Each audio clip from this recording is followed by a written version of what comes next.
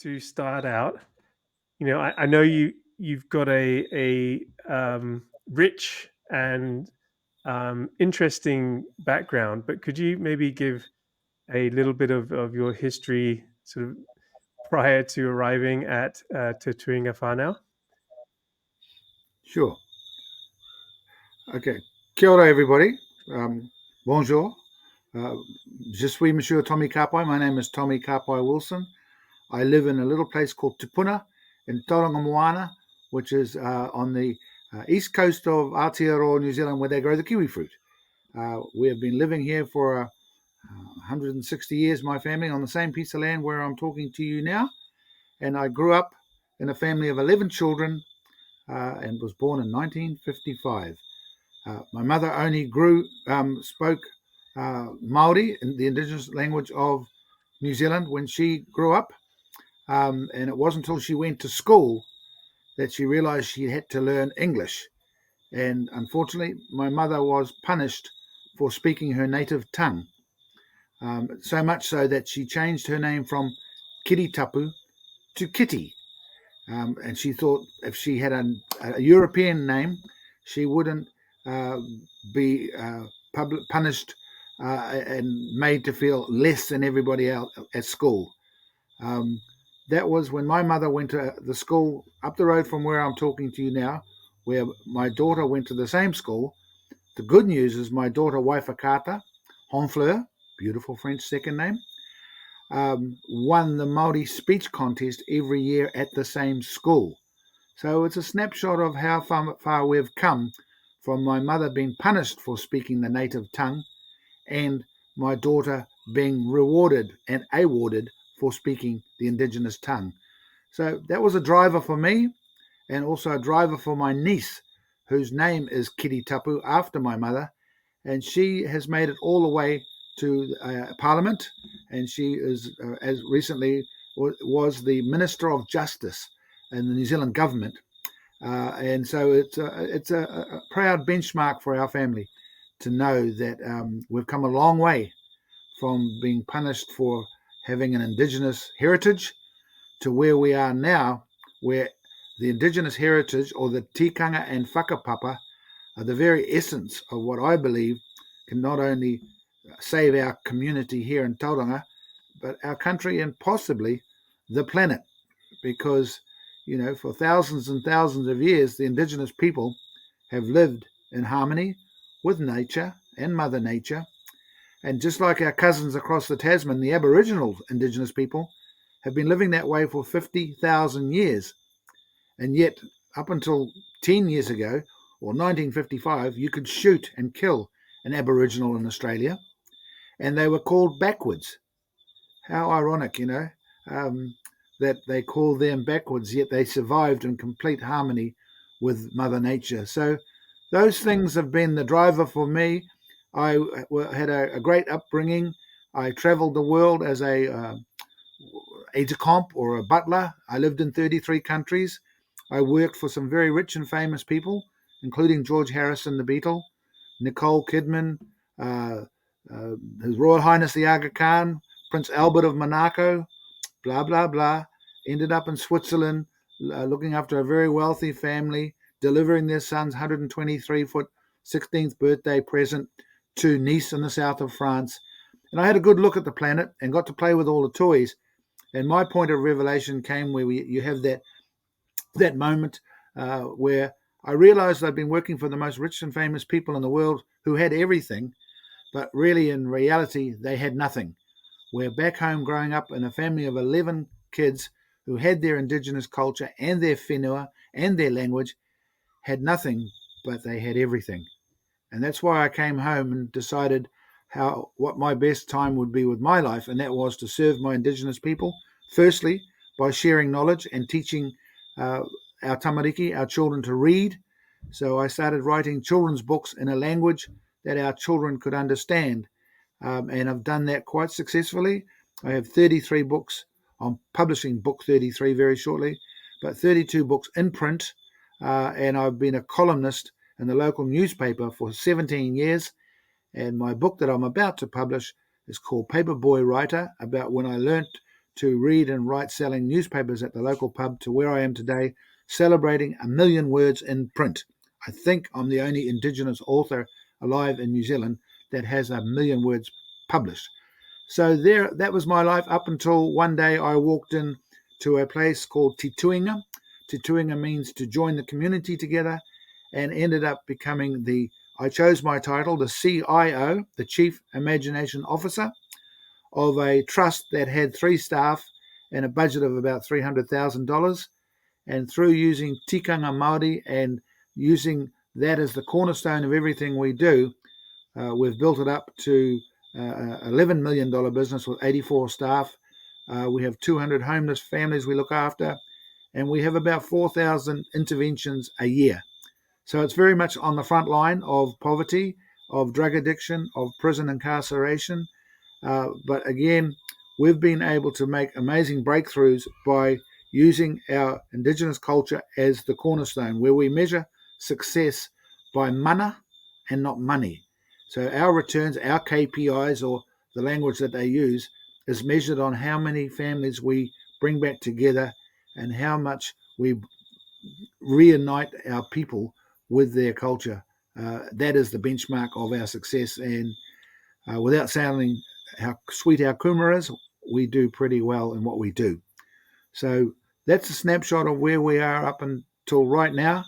And yeah, when I took over Te Tuinga, it was very much a European trust using European methodology to try and fix Maori problems.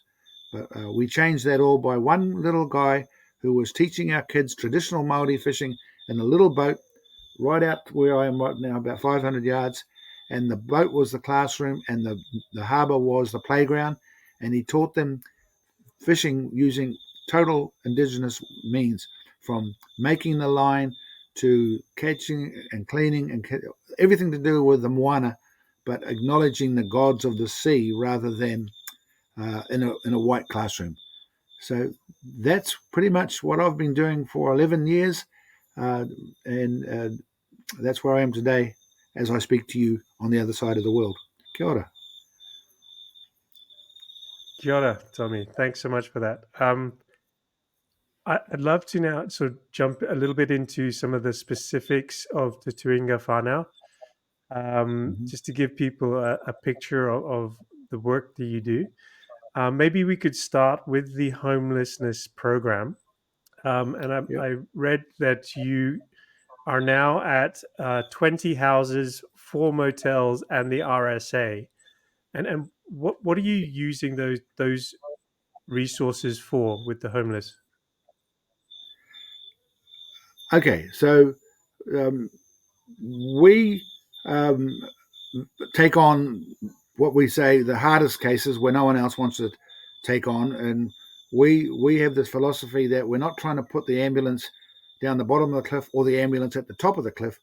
We actually want to take the ambulance away from the cliff and put new drivers in the ambulance that takes them back to their own whenua and whānau. So what we're all about is reconnecting families with their culture, because that's where the point of disconnection comes from. We are now dealing with intergenerational poverty in Aotearoa, where everyone left their whenua, their land, their culture, their marae, and went to the city for employment. This created a vacuum back on the land where the land wasn't used and wasn't utilised. And on the other end, in the cities, it created gangs because our families, our whānau, were not used to living in cities. They foraged for their food, and all those life skills were lost. Are you still there with me, Anton? Are you back with me? I'm with you. You, yeah.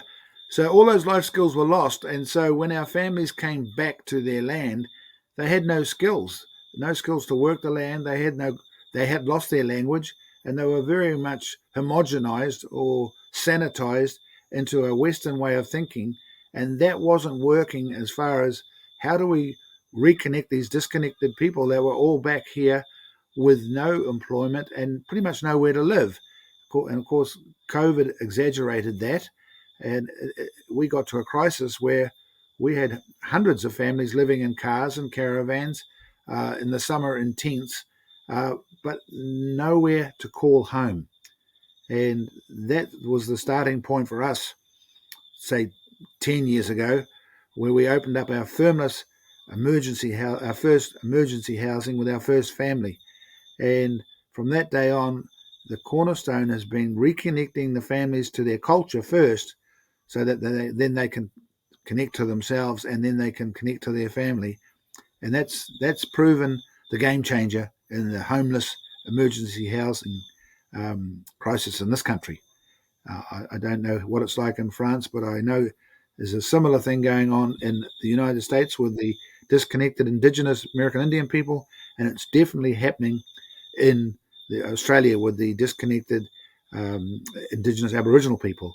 So I think we're creating a benchmark here where we have begun pilots that have grown and grown, and we've reconnected literally thousands of families. So those buildings that you mentioned, the 20 homes and the motels and the RSA, those are just like transitional places where we start at a triage in the RSA, where we take people that are living in cars, living in tents, or living on the streets, and we take them to the RSA, which has got 26 rooms. And that's where we sort of not process them, but find out where was it that they got disconnected from each other and their family. We feed them there, we house them there, and teach them skills about budgeting until they get to a place where we can move them into emergency housing, which is the 20 houses and the motels. And from there, we can then place them into long-term residencies because they've learnt to become good tenants again. So that's kind of the cycle. We take them from off the streets and in tents through to emergency housing, then temporary housing, then long-term housing where they learn to become good tenants. And our success rate, I would say, is in the high 80s. And on the way, we help them with their addiction and all the other sort of health and well-being challenges that they have. So that's the recipe, and it's working. No, that's good, and maybe we'll. I really want to have the conversation about how you're using the Maori culture and how your focus is on addressing connection. But just before we get Yep. there, after you've brought you've housed people, you've addressed the most immediate problem. I understand that you Mm-hmm. then have programs to help people, for instance, who are traumatized. I know you have the Whare Kowhai, which is the yellow house. Which and could Yeah. you maybe speak to a little bit about that part of the process? Yeah, we have a number of different houses. Yeah. We have the Whare Kowhai is actually the engine room. That's where the whole sort of first point of contact is made. Then we have whare for older people who have come sometimes straight from the hospital and emergency rooms in their dressing gowns. The elderly have become a new challenge where Hmm. they haven't got a retirement home. They haven't got any money, so we're able to triage them that way. We have suicidal youth that we are able to triage towards the I Am Hope at-risk youth suicide. We have prisoners that come to us who might have come from gang connections, and we are able to put them back into society. And we have a great success record with that. But the thing that's really important in New Zealand, we have 1,060 marae and 72 iwi. Now, to explain to your people over in France, New Zealand is made up very much of hapu, which is your sub-tribe or your town, like the village you live in. And then there is your iwi, which is like your city or, exon. And then alongside that, each hapu has a marae or like a place of residence. So here in Te Puna we have 4 marae. And this side of Tauranga we have 12 on one half and another 13. So 25 marae, which are like gathering places where we used to sleep and eat in these marae. And then throughout the country we have 1,067 marae. So every Maori Indigenous New Zealander has a connection somewhere to a marae, to a hapu, and to an iwi. And so that's one of the first things that we do. We reconnect them to their appropriate marae, hapu, and iwi. And from there, they then find out where their tūranga waiwai is, which means their place to stand. That's the place that they can stand in their own mana or their own well-being. And once you empower people with a place where they belong, that's a huge breakthrough, because most humanity suffer from flying solo or not knowing where they belong. And once you give them a sense of belonging, you give them a sense of hope. And hope is a very powerful commodity, especially in these times, these challenging times we have now.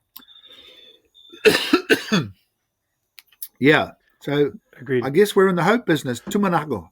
That's Māori for hope. And I think the secret to Te Tuinga, and possibly the secret to the planet, is how do we learn to harness hope? Yep. Answer: the Indigenous cultures. The last part of the practical side of Tuinga Whanau, or maybe a new area that you're starting to work in, is the reintroduction of prisoners into the community. And when I Yes. visited you, I got to meet some of the team around Yeah. that challenge. So could you Yeah. talk just a little bit about that, and then we'll jump into a discussion about the culture. Okay. Yeah. So currently in New Zealand, we have 9,050 prisoners. A good 70% are Maori, and a good percentage of those are Indigenous Maori, who, as I've mentioned before, through intergenerational poverty and moving to the city, have formed gangs, and quite powerful gangs. And they have a very similar structure to Maori, where they have different gangs and different shapes and forms in different parts of New Zealand, and they all belong to and are governed by certain factions. Like there's the Mongrel Mob, the Black Power, um, and various other gangs. So when I started at Te Tuinga, we were getting people coming out of prison with $300. That's all they give them, and spend that on their first night. They end up with us, and they've got absolutely nowhere to go but back to these gangs again. And the lifestyle of the gangs is they pretty much survive on crime, because they're at the very end of the poverty chain. Everyone else has given up on them, including most of their families. But most of them are still good human beings that you give them some hope. That's a very powerful commodity, as I mentioned. So we started, well, I went into the prisons first and started looking for good leaders of these gangs that wanted to reconnect with their Indigenous culture. And in doing so, we were able to reconnect them with their families while they were still in prison. They were clean, and they were garnished with the korowai of their culture. And saying, what I'm saying is, what we teach the homeless outside, we were teaching the prisoners inside. So they were coming out knowing where they belonged, and knowing, their point of being, or their turanga waiwai. And so they knew where their marae was, they knew where their hapu and their iwi was, and they also knew where they belonged. So we started with one prisoner maybe 5 years ago. Anton, you've been to that little town in Makatu. We've got 8 or 10 leaders now and 4 or 5 houses there now. We've got Right. 35 of those kids in that little school. All of them are able to speak fluent Māori, which is amazing in less than 2 years. There is no no pee, no hard drugs, no violence. Their wives are given their Indigenous names, the Toko Horangatira, their wives. And that's a benchmark of what can be achieved at the very, very lowest end of society that no one else wants to touch. And again, we have this philosophy that we go to the places no one else wants to go to, because there are the most beautiful diamonds that can be polished. Yeah. No, agreed. And I had the pleasure to So, experience the so successes you that's what. guys have there. Sorry, we're having a little bit of connection problem. Yeah, I'll just wait for you to you come did. back You were one online. of very few people that went to that town. You've been disconnected again. Tats, are you on the Tata? It's sucking up the Wi-Fi on this Zoom with Anton, I think. No, Wi-Fi has arrived, Anton. She, we dropped out there for a minute. Maybe we're using up the Wi-Fi. I don't know. Oh, okay. I've got you back now. I can see you. Yeah. Okay. Can you hear Good. me? Yeah, yeah, I can hear you. No problem. Oh, All right. So, Tommy, yeah. the reason why I wanted to talk with you is there's a lot of discussion in the NGO sector, in conservation, in social development circles around um, becoming community led, but also in around incorporating indigenous knowledge into solutions. And clearly, that's a big part of the work that you're doing. And you spoke a little bit about where that motivation came from personally. Um, but I guess one of the I, there's the core problem. You spoke a little bit about the core problem is this disconnection, and it's a disconnection of the indigenous people from their culture, but it's not. It's also Mm, the Pakeha as well are also in ways disconnected from their indigenous culture in some ways. And one of the things that I found really interesting about your work is there's a lot of emphasis on Maori culture, but a lot of the people that are benefiting aren't necessarily directly Maori. correct. And so how does and so how do you think about that and yeah, how does that work for you? Because I think that's really interesting.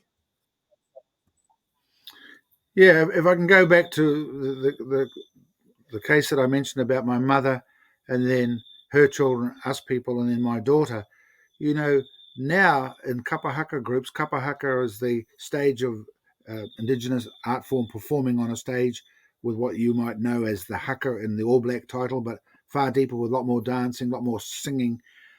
A lot of those school groups now have a great percentage of non-Maori children, white children, because you know we have a thing called your pepeha in Indigenous language, where most Maori can tell you their mountain that is the mountain that is special to them, their river or their harbour or their ocean, their tribe, their sub-tribe, their marae, their parents, and then themselves. Now you can apply that recipe to non-Indigenous people, where I love seeing um, non-Maori people stand up and do their pepeha, which is your whakapapa, your history, and they will be able to say, they might say, ko pari, toku whenua. They might say, the name of the boat they came here wasn't a waka, but it could have been the HMS Edinburgh or uh, Air France plane. And then when they get here, where they live now, they have a spiritual connection to the mountain, in this case Moa, to the water, to a river, and to this area. So that gives them a sense of belonging or a whakapapa, and then they can then recite their own pepeha, and this is the place where they can stand, their tūranga waiwai. And everybody needs a place to stand. And once you have that place, Maori, Pākehā, Chinese, or any other place, then you have a purpose and you have a point of belonging. And that, again, is that harnessing of hope. And every person on this planet can have a tūranga waiwai. Yeah, I think it's really fascinating. The you're using the Maori Tikanga, which is like traditional. A translation of Tikanga would be like traditional practices, and so Correct. um, it's like rules that of things that you would do in certain times of the year, certain events, certain circumstances, and it doesn't Yep. matter whether you're Maori or not. By following those Mm. rules, by following those traditions, it helps to center you within Yes. a community and connect you to that Correct. community. And that's what those rules and traditions are all about. Um, and Exactly. and and I think in a way, the Maori tikanga, the Maori traditions are very community and very nature connecting, right? You mentioned that when you introduce yourself to a group, you talk about the mountain that you grew up with, the river that Mm. you grew up next to, the land that you grew up with, as well as the people you grew up with, the to translate the suburb and the region that you grew up with. So it's that Mm. balance Mm. between talking about the people and the land together, right? And that Yeah. connectivity that's really interesting and can be translated to other cultures. So I think it's a Yeah. really Yeah. Go ahead. Mm. Marrying in with that is your whakapapa or your lineage or your and we all have whakapapa, every person on this planet. So you align your whakapapa with your tikanga, and that together, I suppose, is the recipe of where you can stand. And it's great for people to look into their own whakapapa. How did your mother, grandmother, great grandmother end up where you are today, or whoever's watching this? And that's called your whakapapa. And Maori learn that whakapapa from very, very young, so they can recite, who their mum, grandma, grandpa, ancestors are. And the Aboriginal culture, I believe, is the same. And learning that is, I think, a fundamental teaching principle that every school on this planet should teach kids Hmm. what their whakapapa is. And then the tikanga, or your practices, tikanga is ever evolving. So the tikanga for this family Right. is possibly different to the tikanga of the family down the road, but combined, we share a tikanga of of generally the same principles, and that tikanga aligns with the tikanga with the other iwi hapu, and then together you have a kind of a, not a set of rules, but you have Yeah. uh, a fundamental thing, and it's based around those beautiful principles of respect, loyalty, love. All those components are feathers in that cloak or that korowai of tikanga, and that's pretty special. And you put that korowai or cloak on every person, that certainly gives them, it empowers them to be a stronger and a more loving and effective human being. That's right. And the thing that's really fascinating is it works for one person, but it does the Mm-hmm. same for a group of people as well. And so, when I look at your work, you Yes. you're a non-profit organization. You do really great work, but the power of what you do is the culture, the way in which you do it, the tikanga, the people that are involved, the spirit that's behind your work. Mm. It multiplies your impact many times Yes. bigger than it would be. It's not 1 + 1 = 2. With you, it's one plus No. one equals five, and Yeah. it has a multiplier effect. I think that's It really does. fascinating. The ripple effect of creating a pod of one that becomes three, that becomes nine, that becomes incrementally bigger within our own structure, but also when other groups come into our space. The perfect example is when the group came from your village to be part of our village. That was an instant connection that's still there to this day. Even though we might not see each other for a year or two, we have a shared tikanga, and we have a shared whakapapa, and that can never go away. Our kids and our kids' will benefit from it because they are part of this tribe, as we are kind of part of your tribe over there. And that's the beauty of, Te Tuinga means to connect people and communities together. And that's what the Indigenous cultures are brilliant at doing, whether it's in sport, whether it's in all sorts of spheres. We can bring people together because we are connecting with each other using the cornerstone of tikanga and those values. Yeah, well, I think that's fascinating, and I think it helps provide a vocabulary to talk about those connections and the fact that those connections exist. For instance, between our communities, Hmm, it almost, by saying that there is a tikanga between our communities now, there it's is. a in Western culture that's not a thing, but No, it's it like is a joining two thing. It's a different real religions thing. together. It's a total thing in Indigenous culture. We're Exactly. bound by religiosity and, people governing our thoughts, and they don't share any tikangas in the Western world like we share. And that's the essence of the beauty of it. Look what we're doing right now. We are sharing each other's tikanga, and we have done since we first met 7 years ago, whenever it was, and that never goes away. Our kids are now Yeah. benefiting from that, and they will be the next generation that share that tikanga and that culture, and that effect goes back to France and goes back to wherever it's just a tangible thing that, yeah, it's that currency of mana over money, and people before profit, and values based on the currency of success is about mana. Yeah, for me, it's the great hope for this planet, brother. No, I'm with you on that. And if I could just pull on one thing you said there, it's obviously we're talking a lot about connection, and then you talked about the youth, and there's this, there's the power of story Mm, that can be as a tool to help the youth connect to their history, their past, and to get reconnected with their tikanga. Um, and so I thought that would lead quite nicely into your project that you're working on now, and what you're trying to achieve with that. the project being our house, The AI history. movie. Hmm.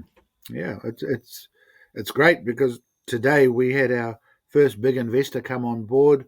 We're creating uh, a, a a tool, a Tāonga, a jewel, in the form of an AI, artificial intelligence film that brings our history alive. So we have a punchline in there. We weren't there then, but we are here now. And what it's doing is it's bringing the history into our classrooms, into our homes, and not relying on going to some old museum and seeing a cannon or a uniform, but we can bring that cannon and uniform live and have 1,700 soldiers at a battle of Gate Pa here where you've been to, and the kids are there with our ancestors who were brought back to life and look exactly how they looked, saying exactly what they said then, whether it's the troops that are invading our pa or our Maori warriors defending it. So the history is very, very real, and it's almost going to make museums a little bit defunct, Anton, because this next generation wants to be part of history and understand it in their language. And they are very much part of the project that we're Mhm. doing, where, through AI, you're able to look at my great great great grandfather, and what he said back then as the troops were coming over the hill, 1,700 of them, to attack our fort, our par side of 440 people there. You're right there with the cannons as they look, what they were dressed in, and through AI, these people are very much real, and we do all that. We're launching the first part of that the evening before the Battle of Gate Park commemorations in 7 weeks' time. So yeah, AI is here to stay, brother, and it will make museums very, very boring to our youth and to this generation. Where in an hour and a half, we can tell our complete history by placing those watching it inside with the event at the time. It's like being at the Battle of Waterloo or the landing of the Omaha, but you're right there, looking and seeing what they saw back then. It's pretty powerful, and yeah, I think we've got about 18 months start on the rest of the AI world, who will soon be up to what we're up to. Yeah, so right now we're interviewing uh, the elderly, we're interviewing the museum curators, and about 9 amazing storytellers, and then we're transforming that through the lens of AI into reality. And that packages together into an hour and a half cinematography experience where we've got the most beautiful movie theatre here in Tauranga, that will show that every day every week of the year at the same time, so tourists, students, locals can come in a beautiful theatre and in 90 minutes learn the complete history of this particular iwi. And remember, I told you there are 72 iwi in this country, so it's just called the hikoi. And this one we're doing here is the hikoi Tauranga Moana. If you go to Wellington, Poneke, you'll have the hikoi Poneke. Or if you go right up north, you will see the hikoi of, Tuhoi or And that's the way we'll be able to tell our 72 stories through the lens of AI. So yeah, my life is pretty much consumed by this project. I believe that I've done as much as I need to do in the homeless sector, and that recipe is there for the next generation of employers at Te Tuinga. But my next 10 years on this planet will be totally devoted to sharing our Indigenous history through AI, so the world can learn about the amazing way we looked after our whenua, our whānau, and each other. It's just beautiful. And when you can put that together in an experience sitting in a cinema, it has not been done anywhere on the planet, anywhere. And I have, nieces and that in the film industry, as you know. One of them was married to Taika Waititi, and they are very much at the cutting edge of movies. But those are movie experiences based on sometimes fiction and sometimes non-fiction. We're basing this on the actual dialogue in the actual place it happened and bringing that to life. It's very powerful. No, I'm really excited to see the finished piece. I've seen some of the very early proof of concepts, and it does look Yeah, really incredible. And I think yeah. it's I'm conscious of your time. You're probably getting cold there out on the deck. No, I'm all Um, good. but I think it's interesting. When you started out with Kapai the Kiwi, a little cartoon character Kiwi with the aim of reintroducing Maori language to a nation, and now you're you're you're doing the same thing, but it's now with AI. A couple of decades later, and Mm, it's about reconnecting people with their history. yeah, And so there's this common thread through your work, and I think that's really admirable. absolutement. Merci beaucoup, mon ami. Yeah, Great. and we have to connect our shared stories. That's why I do want to get back to Honfleur and back to Took, because that story in itself is amazing. How the French brought the Catholic faith to Aotearoa, and down the road they built this amazing church, and here we are today. We've reconnected in that way. I just find it amazing and fascinating that we have shared whakapapa with our brothers and sisters in Pueblia, and in Olivier, also Pueblia, and also up there in Tuk and Honfleur. And right? that is, I think, the world wants to hear more of that, because again, it gives the world great hope.